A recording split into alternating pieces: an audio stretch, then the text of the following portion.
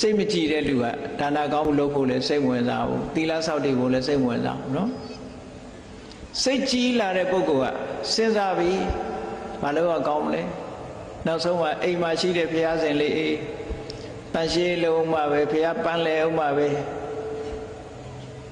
ရေချမ်းကတ်လူအောင်မှပဲဒါနကောင်းမှုတစ်ခုလုံးအောင်မှပဲသီလဆောက်တည်အောင်မှပဲတရားအထောက်အောင်မှပဲဆိုတဲ့ကောင်းမြတ်တဲ့ပဲစိတ်ကူးစိတ်တန်းလေးတွေပေါ်လာတာအဲ့ဒီလိုပေါ်လာတာဘယ်သူကစွမ်းဆောင်ပေးတာတော့ဆိုအခုပြောတဲ့တတ္တာစွမ်းဆောင်ပေးလိုက်တာပဲဒါကြောင့်မို့ထသလိနီထက္ကရာမှာသဘာဝတရားကိုရှင်းရှင်းလေးပတ္တန်နေနစိတ်တေနဒါနံဒိဋ္ဌိတရားတရားလေးပေါ်လာလို့ရှိရင်និဝရဏတရားတွေကိုဖယ်ရှားပြစ်လိုက်တယ်စိတ်ရဲ့ပူပန်မှုတွေကိုလည်းပဲရောကြသွားစေတယ်အဲ့ဒီတော့လူရဲ့